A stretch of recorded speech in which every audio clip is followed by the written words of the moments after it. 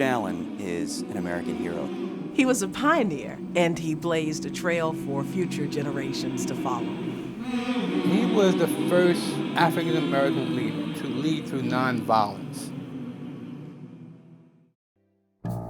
Richard Allen was born in 1760, a slave to Benjamin Chew of Philadelphia. When he was 7 years old, Chew separated Allen from his family and sold him to Stokely Sturgis in Delaware. Your mother has already been sold. You've been separated from beloved family members. You're working long, grueling days. You look around you and all you see is slavery and bondage and hardship. At age 17, he joined the Methodist Society, which met in the woods around the Sturgis farm.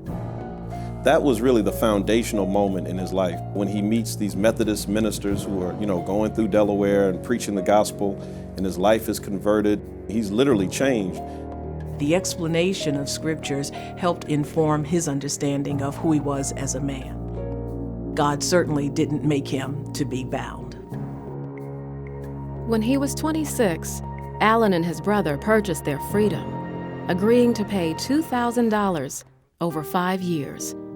Allen traveled, first to Radnor, and then to Philadelphia, where he became the early morning preacher at St. George's United Methodist Church. The Methodist Church was still very equal in the way that it treated everyone. It was not uncommon to find a black slave, for example, preaching to white slave owners. His presence and message brought in many new members.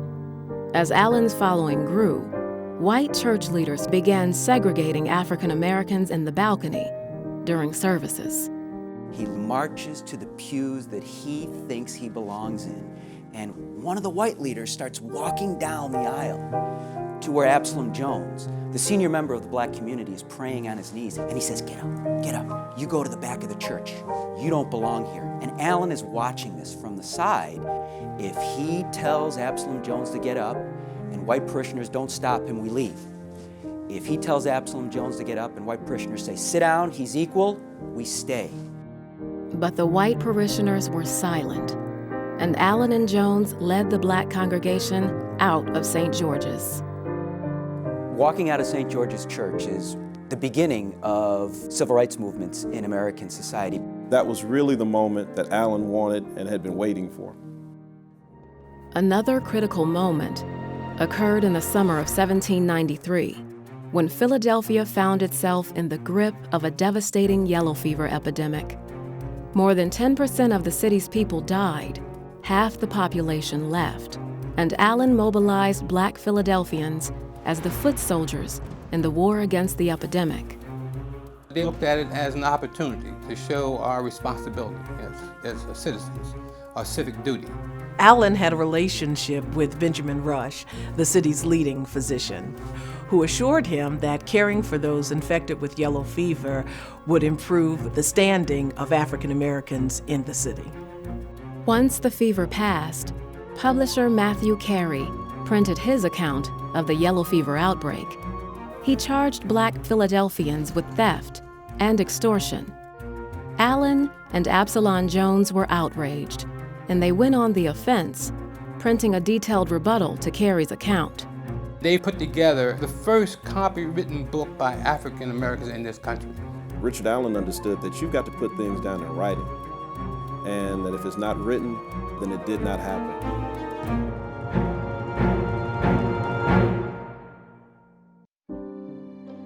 A year after the fever nearly destroyed Philadelphia, Allen opened the doors of his own church at 6th and Lombard Streets, the Bethel Church.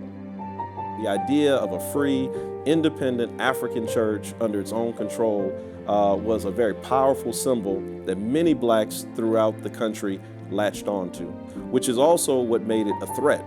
For those who were bound to the institution of slavery, the last thing you wanted was somebody like Richard Allen out there meeting behind closed doors and nobody knew what he was saying.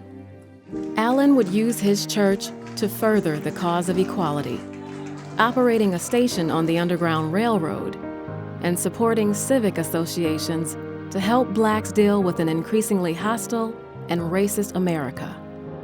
By the early 19th century, powerful forces were trying to undermine Richard Allen.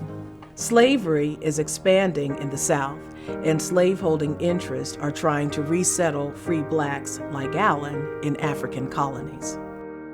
White Methodists continued to claim ownership and control over Allen's congregation until 1816, when the Pennsylvania Supreme Court ruled that Allen's church would remain independent.